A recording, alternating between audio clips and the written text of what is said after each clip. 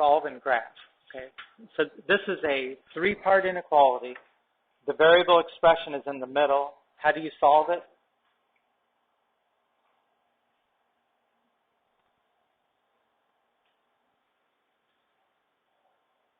Solve for x in the middle, right? We're trying to isolate the x in the middle where it is, right? It's got a negative 8 on one side and a 13 on the other.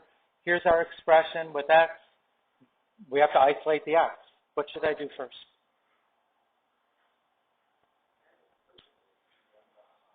Let's take away the 1, right? It's probably the easiest thing here is, well, you could distribute if you wanted to. How many say distribute first?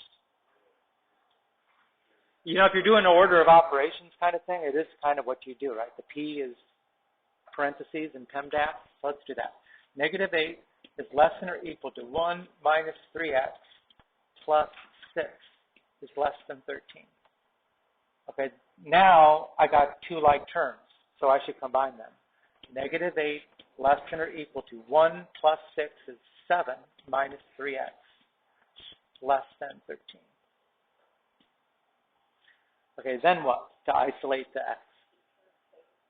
Subtract the 7. Negative 15 is less than or equal to negative 3x is less than 6. Okay, last step. Divide by the negative 3. What do I have to be careful with when I switch the direction of the inequality, right? Because we're dividing by a negative. So at this step, I'm going to write it again. Negative 15 over negative 3 is greater than or equal to x is greater than 6 over negative 3. Right? This is 5 greater than or equal to x greater than negative 2. And you know, there's nothing wrong with writing it like that, but it does have the negative number on the right and the positive number on the left. If you want, you could switch it. You know, we could write it like negative 2 is less than x is less than or equal to 5.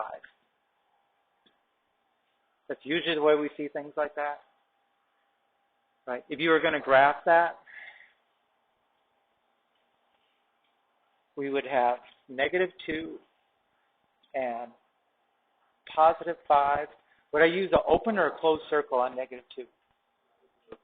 It would be open because it's not or equal to. Would I use open or closed circle on 5? Closed. And then I would shade in the middle. It's between those two numbers.